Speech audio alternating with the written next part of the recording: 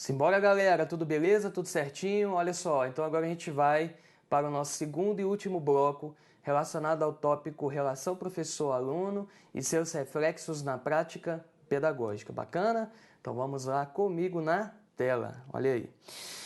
Dando sequência, agora a gente vai falar um pouquinho da afetividade, né? Então, o conceito da afetividade tem uma relação direta com os estudos, por exemplo, de Henri Vallon,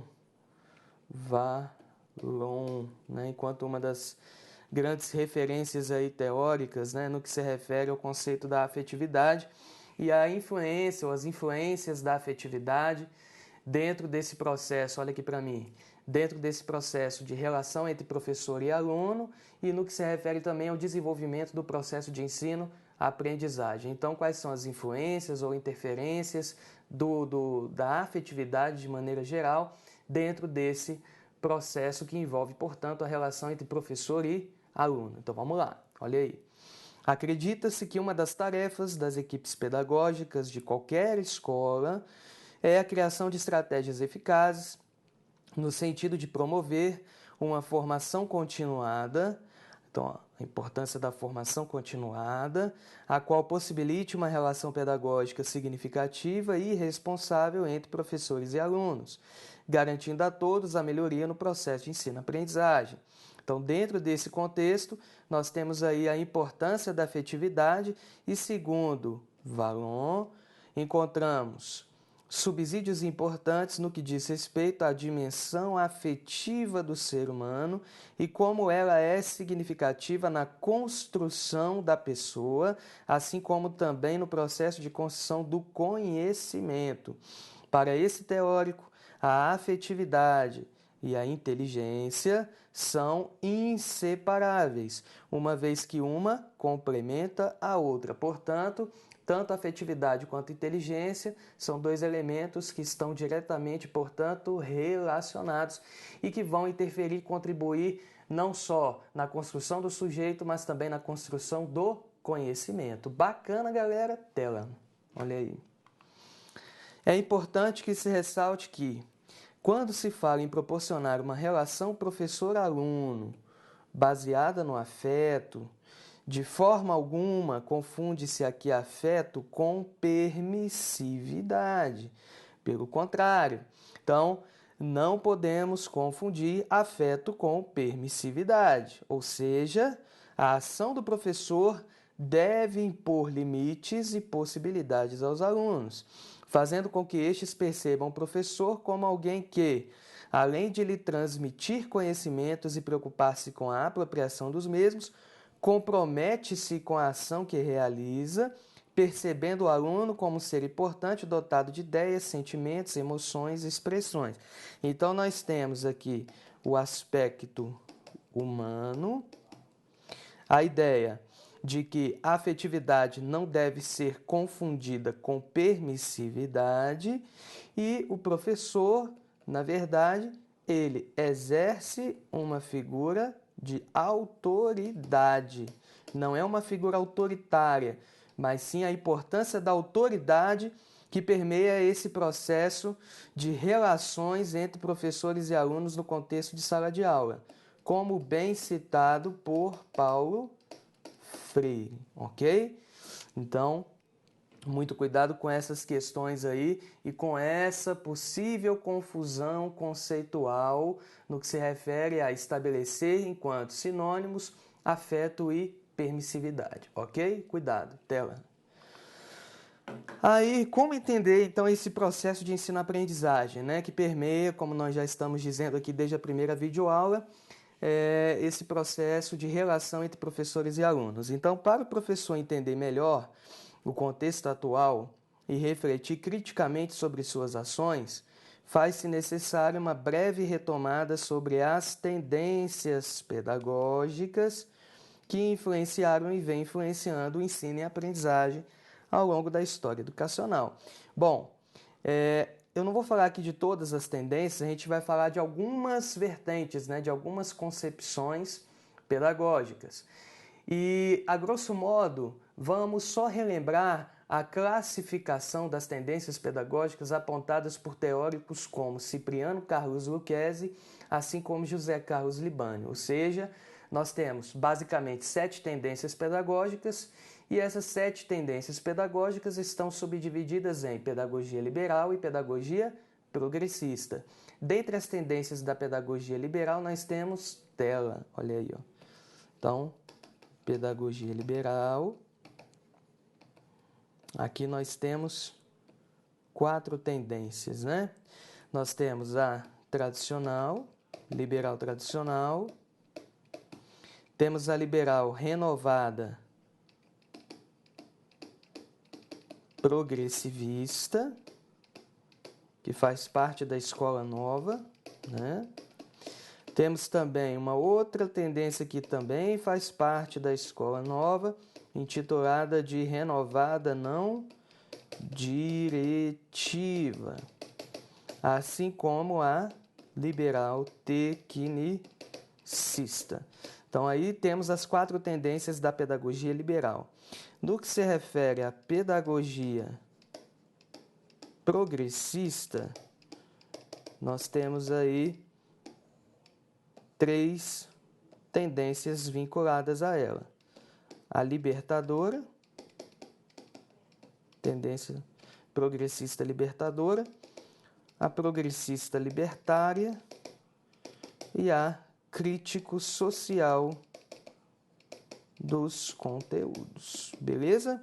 Então aí estão as 7 tendências pedagógicas e, partindo das mesmas, vamos abordar aí algumas delas, né? Fazendo justamente essa correlação com a busca de uma melhor e de uma maior compreensão da relação professor e aluno e quais as implicações de tal relação ou de tais relações no processo de ensino-aprendizagem, beleza?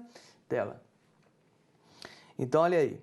Na teoria tradicional, o processo de ensino-aprendizagem era totalmente centrado no professor. Tinha como objetivo principal formar o aluno ideal, contudo, não se levava em conta seus interesses. Então, nessa ótica, o professor ele é quem? Ele é o agente transmissor. Então, ou seja, ele é o centro do processo pedagógico. Enquanto que o aluno ele é um mero quê, moçada? Receptor passivo das informações que são prestadas pelo docente. Então, o professor é o centro do processo pedagógico numa ótica tradicional. Outra característica que a gente pode citar também no que se refere a essa concepção liberal tradicional diz respeito à ideia de que a educação ela é o quê? Olha aqui na tela, uma educação conteudista, uma educação moralista e também conservadora, beleza? Então, são alguns outros elementos aí que estão diretamente associados a essa concepção liberal tradicional. E tais elementos, é óbvio, que vão, de certo modo, interferir no modo em que professores e alunos se relacionam dentro da sala de aula, ocasionando ou gerando um certo distanciamento entre estes dois atores aí envolvidos, beleza? Tela.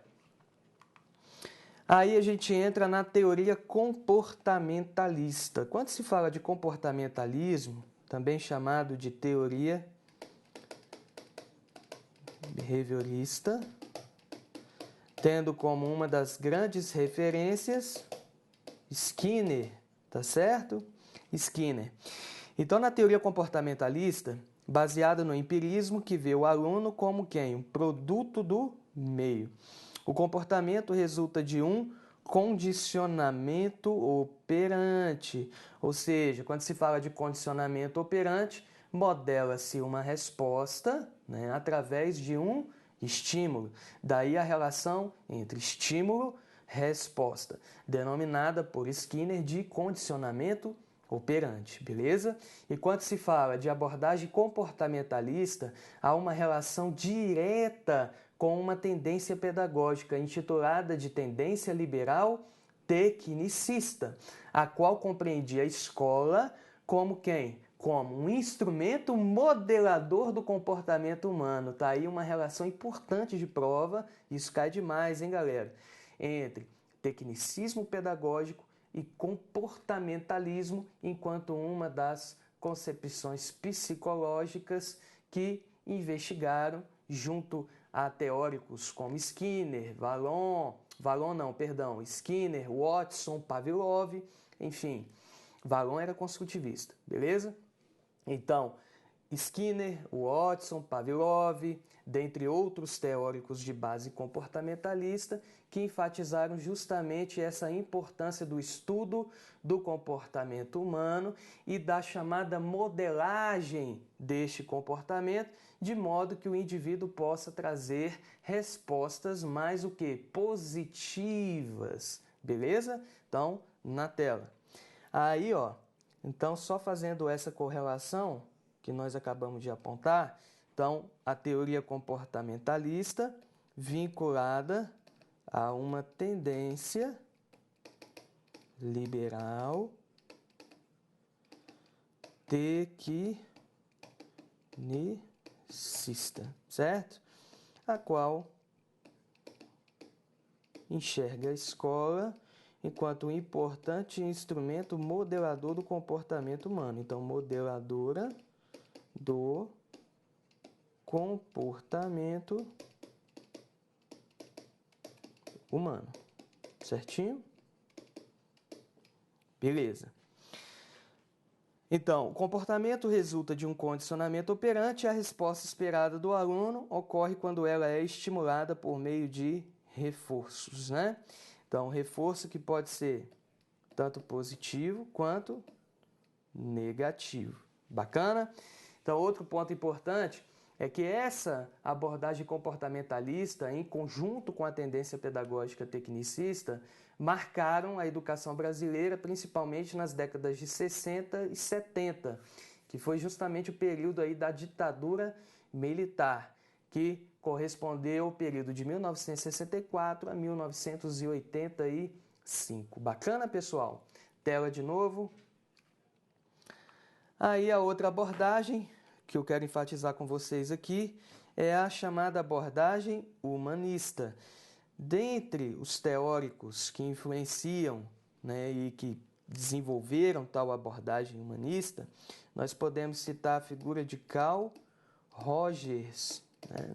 O Rogers, que tem uma relação direta, assim como tal abordagem humanista tem uma relação direta com a tendência liberal renovada não diretiva, certinho? Então, a abordagem humanista apresenta seu enfoque no aluno, fazendo justamente essa contraposição à ótica tradicional, que tinha um enfoque não no aluno e sim aonde? No professor, beleza? Aquele que detém o conhecimento, né? Então, enquanto no tradicional você tinha um enfoque no professor, já numa abordagem humanista o enfoque pedagógico deveria se dar no aluno. Bacana? Tela.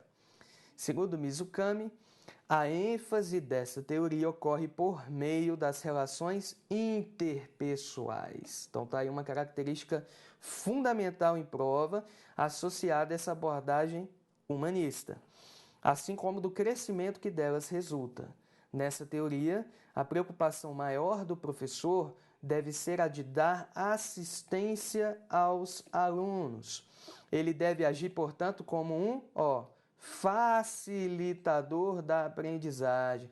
Então, se falar na prova, o professor visto como um facilitador da aprendizagem, isso está diretamente associado às teorias de Carl Rogers e, consequentemente, vinculadas à abordagem humanista e à tendência liberal não diretiva, beleza? Então, são os elementos-chave das teorias que nós estamos apontando aqui agora e que facilitam o seu entendimento e a sua interpretação na hora da prova. Bacana? O conhecimento resulta das experiências do aluno, então, é resultado das experiências, o qual é capaz de buscar por si só os conhecimentos, já que o aluno passa a ser sujeito, centro do processo de ensino-aprendizagem. Então, portanto, nessa concepção, o papel do professor ele se redimensiona, né, se nós fizermos uma comparação com o papel do professor na abordagem tradicionalista. Bacana? Tela de novo. Aí vem na abordagem cognitivista. Então, quando se fala da abordagem cognitivista na pedagogia, assim como no campo da psicologia, a gente tem como uma das grandes referências a figura de Jean Piaget. Então, nessa abordagem, percebe-se a aprendizagem de forma científica como um produto do meio, resultante dos fatores externos.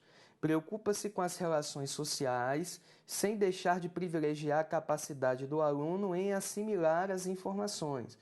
E nessa teoria, o professor, além de planejar os conteúdos, preocupa-se em trabalhá-los da melhor forma, adequando-os ao desenvolvimento dos alunos. Então, um elemento importante, a adequação de tais conteúdos por parte do docente no que se refere aos alunos.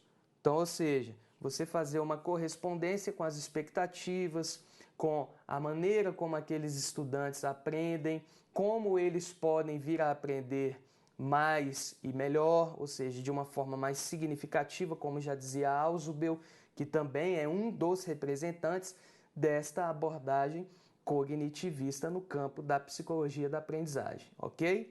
Na tela. Aqui o professor é visto como um coordenador e o aluno como um sujeito ativo e não passivo, mas sim ativo em seu processo de aprendiz. Beleza? E aí a gente parte para uma abordagem sociocultural. Nessa abordagem, a relação professor-aluno ocorre de forma horizontal e não impositivamente. Isso significa que as relações autoritárias são abolidas dessa teoria. Então, forma horizontal, já que professor e aluno estão em condições de igualdade, tá certo? Uma das grandes referências que vão tratar justamente sobre essa questão da importância de uma relação dialógica que permeia justamente essa ideia de que professores e alunos estão em condição de igualdade é apontada por Paulo Freire. Então, a ação pedagógica do professor e do aluno volta-se para uma prática histórica real. E, segundo Freire, o educador e o educando são sujeitos do processo educativo. Ambos crescem juntos nessa perspectiva, já que ambos estão no mesmo barco. E o professor e o aluno trabalham procurando desmistificar a cultura dominante. Dessa forma, à medida que os alunos participam do processo de construção do conhecimento, mais críticas se tornarão suas consciências. Paulo Freire falava da importância do desenvolvimento de uma consciência em nível transitiva. Então, consciência transitiva, ou seja, o sujeito crítico,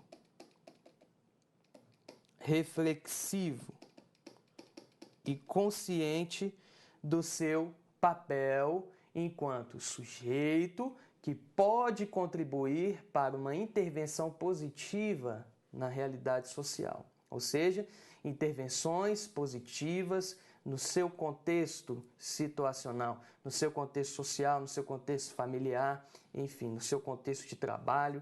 Então, o sujeito político, o sujeito crítico, o sujeito transformador, beleza? Então, essas questões estão diretamente associadas à pedagogia de Paulo Freire e, por consequência, à abordagem sociocultural, que, por sua vez, tem uma relação direta com a tendência progressista libertadora, a qual Paulo Freire é o grande representante, beleza? Tela de novo. Aí vem Gasparin, buscou fundamentar uma proposta baseada na pedagogia histórico-crítica. Olha outra concepção importantíssima de prova aqui, ó. A pedagogia histórico-crítica de Dermeval Saviani. E também na teoria histórico-cultural no campo da psicologia da aprendizagem de Vygotsky. Então, já aí frisando a importante relação entre a pedagogia histórico-crítica e a psicologia histórico-cultural de Vygotsky. Bacana? Então, dela de novo. A qual considera e privilegia os conhecimentos que os alunos já trazem de casa, bem como estimula a aquisição daqueles que os discentes precisam saber.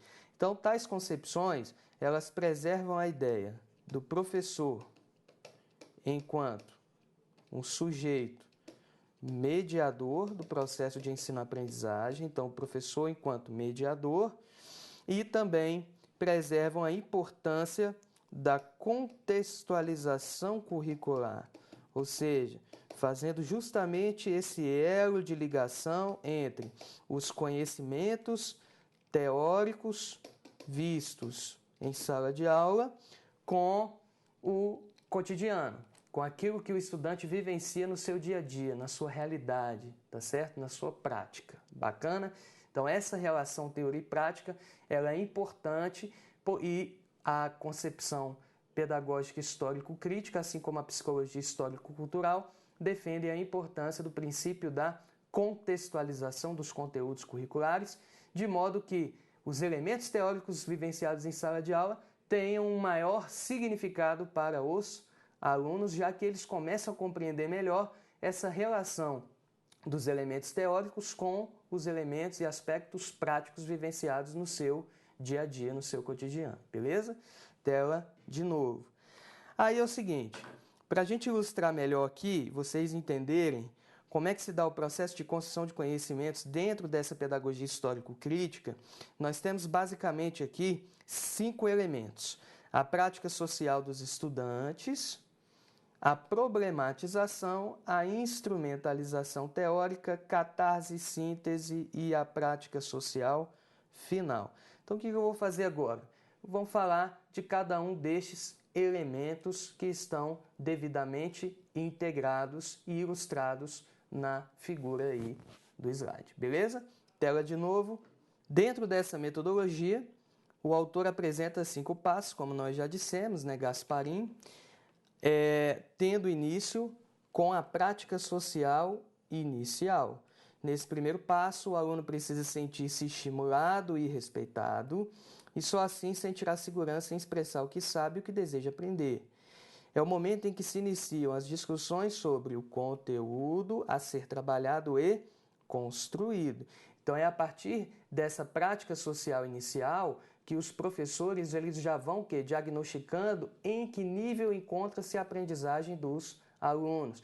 O que eles inicialmente compreendem acerca de determinadas temáticas que serão propostas ali enquanto discussões a serem feitas por professores e alunos em sala de aula. Bacana?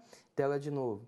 A partir das colocações que vão sendo apresentadas pelos alunos, dos questionamentos realizados e das informações que recebem sobre o conteúdo que será trabalhado pelo professor, constrói-se o segundo passo que implica na problematização, que já vem aí com base nesses debates, nessas reflexões que são feitas em sala de aula.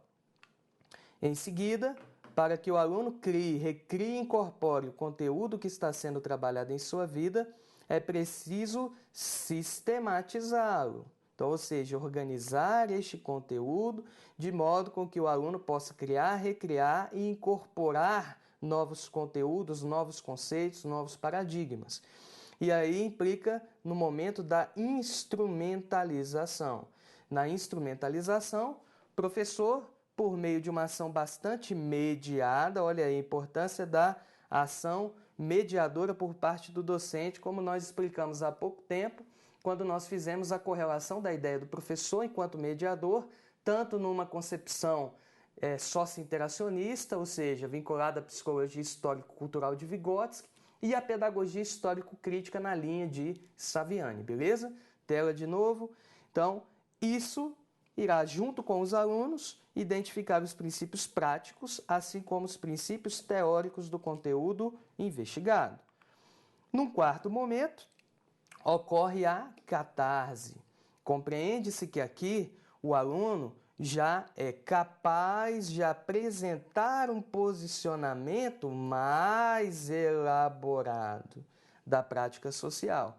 Então, ou seja, se nós fizermos uma comparação com a prática social inicial, o nível de compreensão do aluno neste momento da catarse já é o quê? Superior, beleza? Então ele já passa a compreender, a analisar e a integrar com maior facilidade, com melhor compreensão e entendimento, os conteúdos abordados em sala de aula, beleza? Na tela, integrando os conhecimentos que já conhecia com os científicos. Então, já sendo capaz de fazer justamente essa integração dos conhecimentos que ele já conhecia com que ele já tinha obtido anteriormente, né, com os conhecimentos científicos de nível curricular. Então, considera-se que esse é o momento de apropriação do conteúdo. E o aluno vai percebendo que ele também é autor da história, ou seja, sujeito do seu próprio processo de aprendizagem, visto que, de posse da compreensão do conhecimento, passa a entender melhor a sua realidade, já fazendo justamente essa contraposição e essa integração necessária dos elementos teóricos com os práticos. Os conhecimentos obtidos anteriormente em nível informal, no dia a dia, nas relações com o meio, e a integração de tais saberes informais com saberes formais apreendidos, portanto, na escola. Saberes formais estes vinculados a uma proposta curricular. Bacana? Tela de novo. E no último momento, conhecido como prática social final. O aluno finalmente vai colocar seus conhecimentos em prática. Pode-se dizer que o horizonte de expectativas dos alunos vai ser ampliado e a prática social inicial vai ser agora alterada. Então, o que ele sabia anteriormente, né, o que ele achava que sabia ou que não sabia anteriormente, já muda de concepção a partir dessa nova prática social, intitulada, por exemplo, por Saviani, de prática social final. E o aluno passa a perceber a realidade de forma diferente, entendendo melhor seu entorno, sendo capaz de reformulá-lo caso seja necessário. Nessa teoria, professor e aluno modificam-se. Então, a gente também pode fazer uma correlação com essas fases aqui, ó, da síncrese para a análise e da análise para a síntese, tá certo? Então, da síncrese de uma prática social inicial para uma análise e a análise que vai mediar a síncrese com a síntese, ou seja, essa prática social final e essa nova percepção da realidade por parte do aluno. Então agora, moçada, vamos fazer aí duas questões finais para a gente poder encerrar esse segundo e último bloco relacionado a essa importante temática aí da relação professor e aluno, né? Questão 4, leia as afirmativas sobre o processo de ensino e aprendizagem, de acordo com o que Libânio aborda no livro Didática, livro importantíssimo, né? Um livro clássico aí na pedagogia, que já teve N edições, enfim, e assinala a sentença incorreta, letra A, de Amor, olha aí. Ensino e aprendizagem são duas facetas de um mesmo processo.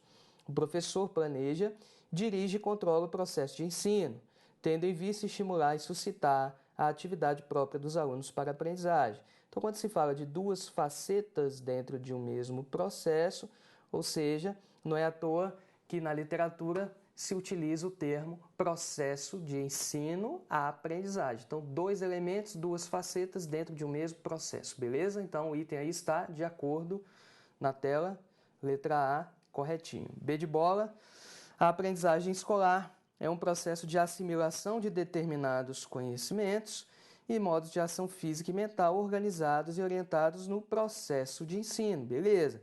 Então, a aprendizagem escolar relacionada a um processo de assimilação de certos conhecimentos que envolvem esse processo de ensino, beleza? E que orientam o processo de ensino, tranquilo também. Olha a letra C. A aprendizagem escolar surge naturalmente da interação entre pessoas e com o ambiente em que vivem. Isso já não corresponde à aprendizagem em nível escolar, já que a aprendizagem em nível escolar, além de ser uma atividade intencional, ela é essencialmente sistematizada e ocorre de maneira formal, ok? Não naturalmente da interação entre as pessoas e com o ambiente em que vivem. É uma atividade intencional, dirigida, casual e espontânea, mas essa relação vai tornar o item incorreto, ok?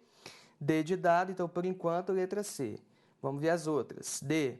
Na aprendizagem escolar, há a influência de fatores afetivos e sociais, tais como os que suscitam a motivação para o estudo, os que afetam as relações professor-alunos e os que interferem nas disposições emocionais dos alunos para enfrentar as tarefas escolares. O que a gente falou um pouquinho também lá quando eu citei o tópico da afetividade e dentro do conceito da afetividade, as suas interferências justamente nesse processo aí de relação entre professores e alunos, segundo a teoria de Henri Vallon, beleza? Então, D de dado, certinho.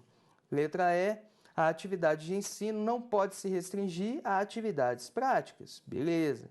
Até porque ela culmina no que nós consideramos enquanto praxis pedagógica, que se reflete justamente na integração entre teoria e prática, correto? Então, não pode se restringir a atividades práticas. Elas somente fazem sentido quando suscitam a atividade mental dos alunos, de modo que estes lidem com elas através dos conhecimentos sistematizados que vão, portanto, adquirindo. Então, letra E é correto.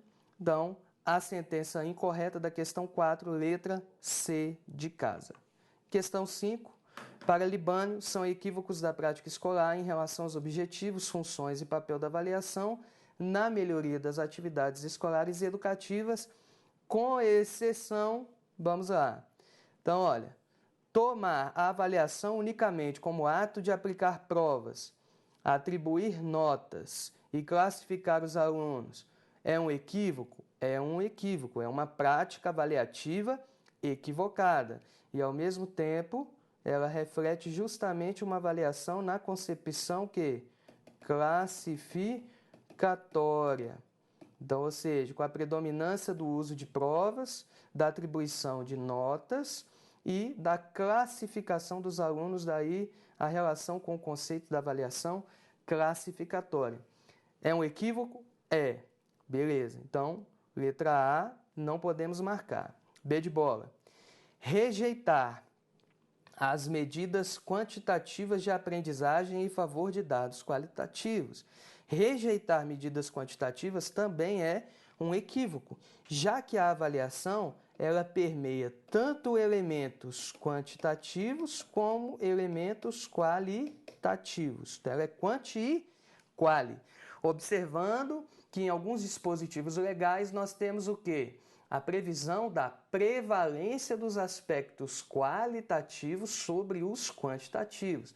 Mas quando eu falo de prevalência dos aspectos quali sobre os quanti, eu não estou o quê? Retirando também aí a importância dos elementos quantitativos dentro do processo avaliativo. Ok, pessoal? Então você tem tanto elementos quantitativos quanto qualitativos dentro das práticas avaliativas. Bacana? Tela. Então, B também não podemos marcar porque ela é um equívoco. C. Considerar as provas como prejudiciais ao desenvolvimento autônomo das potencialidades e da criatividade dos alunos, levando à ansiedade e à inibição. A avaliação formativa, por exemplo, os teóricos que defendem uma avaliação formativa, eles não questionam e não defendem, por exemplo, a ideia de que a prova deveria ser retirada desse processo avaliativo por parte do docente com relação aos seus alunos. Pelo contrário, a prova deve ser mais um instrumento dentre os vários instrumentos que poderão e deverão ser aplicados em sala de aula. Então, ou seja, além da prova você tem portfólio, você tem estudo de caso, você tem seminários, prova oral, enfim. E a prova, portanto, enquanto um dos possíveis instrumentos avaliativos a serem adotados dentro do processo de ensino-aprendizagem. Então, eu também posso e devo considerar a letra C como um dos equívocos, ou seja, na tela, considerar as provas como prejudiciais ao desenvolvimento autônomo é um dos equívocos da prática escolar. D de dado, considerar a relação mútua entre os aspectos quantitativos, então a relação mútua entre os aspectos quantitativos e qualitativos, que foi o que eu acabei de pontuar da avaliação, isto não é um equívoco, portanto, a priori, letra D de danado. Vamos ver agora a letra E. Utilizar a avaliação como recompensa aos bons alunos e punição para os desinteressados ou indisciplinados, isso também é um equívoco. A avaliação, na verdade, ela deve ser um instrumento formativo. Portanto, é através dos erros que nós podemos construir novas aprendizagens, beleza? Então, nessa última questão, quinta e última, letra D, a alternativa correta. Beleza, pessoal? Então, com isso, a gente finaliza nosso segundo e último bloco relacionado a essa temática da relação professor-aluno e as suas implicações na prática educativa, beleza? Então, sucesso na prova, lembre-se sempre, uma vaga é sua. Grande abraço, beijo no coração, fiquem com Deus e até a próxima oportunidade.